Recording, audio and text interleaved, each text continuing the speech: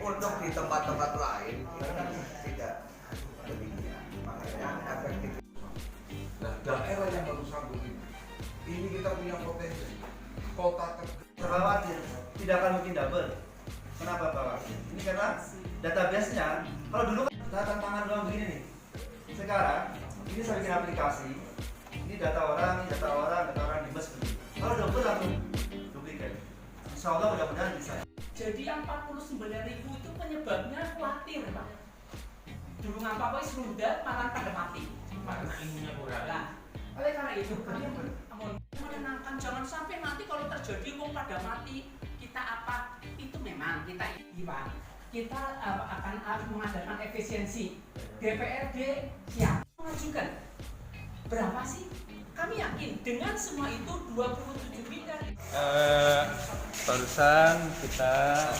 Barusan kita diskusi dengan seluruh anggota dewan, karena sebentar lagi kita harus membantu masyarakat Kota Tegal yang terdampak ya, karena kita harus mempersiapkan. Ini tadi kita poin-poinnya tentunya ada prioritas 1, prioritas 2 dan 3 yang nantinya akan kita bantu ya. Untuk kelengkapannya nanti kita akan bahas lagi, kita di internal kita nanti akan kita bicara lagi dengan dewan, karena ini tanggal 15 ini harus sudah direalisasikan buat masyarakat kampung semua ya.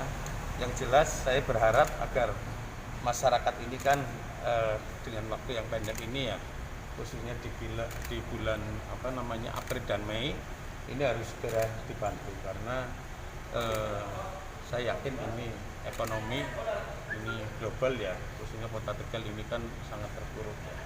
Saya berharap bisa membantu masyarakat yang tentunya sebagai prioritas 1 dan 2 itu yang tadi saya sampaikan agar bisa terbantu.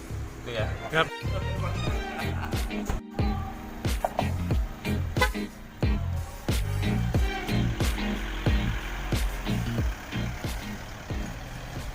Menyampaikan terkait dengan anggaran untuk penanganan COVID-19, bahwa saat ini Ketua Gugus Tugas Percepatan Penanggulangan Wabah Virus Corona ini adalah Wali Kota, sehingga tadi Wali Kota beserta jajarannya menyampaikan kepada DPRD terkait dengan anggaran yang akan digelontorkan dalam rangka untuk penanganan virus corona ini. Jumlahnya berapa? Dari jumlahnya 27,5 miliar. Untuk berapa waktu? Bukan, jadi dari 27 sekian itu kan alokasinya macam-macam. Ada yang untuk sarana prasarana kesehatan, ada yang untuk petugas dan lain sebagainya, termasuk untuk kompensasi. Tapi kemudian bahwa DPRD belum sepenuhnya setuju. Karena apa? Dari realokasi anggaran itu ternyata bahwa ada beberapa item termasuk pengambilan kas giro yang sebesar 15 miliar. Terus kemudian dari realokasi 10 miliar dan dari dana bencana 2 miliar, terus kemudian dari sumbangan ASN 500 juta. Totalnya ada 27 sekian miliar. Nah, ternyata kebutuhannya lebih besar dari itu. Sehingga apa?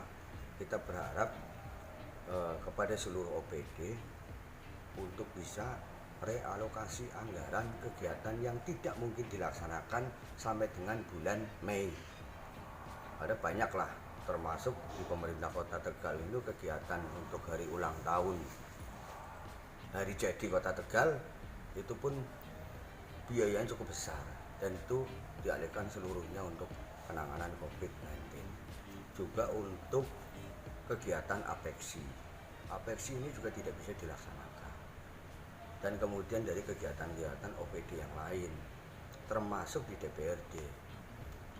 DPRD akan berkurang cukup banyak, yaitu untuk kegiatan dimulai pertengahan Maret sampai dengan akhir Mei.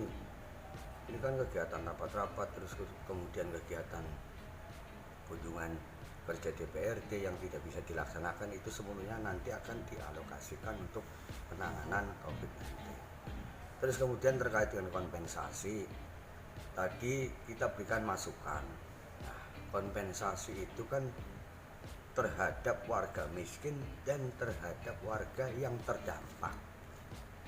Banyak, misalkan kayak pedagang kaki lima, terus kemudian pelaku pariwisata, mulai dari warung, terus kemudian kelompok-kelompok pariwisata yang tadi belum masuk kita suruh masukkan. Terus kemudian bagi karyawan yang sekarang dirumahkan karena tempat usahanya berhenti. Seperti contohnya adalah Bahariin yang sudah tutup, Karlita yang sebelah utara juga sudah tutup, beberapa mall juga sudah tutup, dan karyawan saat ini sudah dirumahkan. Dan itu juga wajib diberikan kompensasi karena terdampak langsung oleh adanya wabah corona ini.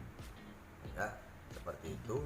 Terus kemudian yang berkaitan dengan akses jalan yang masih tertutup akan perlahan nanti melihat situasi dan kondisi yang ada. Yang terpenting adalah tidak mengganggu terhadap jalur untuk kesehatan, jalur untuk perekonomian, jalur akses ke perbankan, terus kemudian jalur logistik, jalur BBM, semuanya harus berjalan lancar karena ini kegiatan langsung yang berdampak kepada warga masyarakat.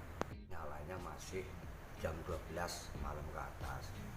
Kita coba sampaikan untuk bisa mulai secara bertahap dan sudah disampaikan oleh Pak Wali, nanti akan bertahap mulai kemudian turun dari jam 9 mulai nyala, terus kemudian nanti akan normal kembali.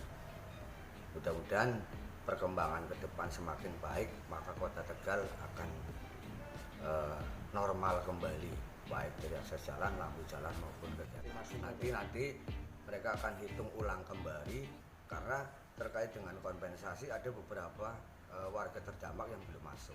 Jadi kita usulkan untuk bisa masuk dan juga terkait realokasi dari masing-masing OPD yang juga masih sangat minim. Sehingga kita suruh hitung ulang kembali dan nanti akan disampaikan kepada DPRD. Nah, langsung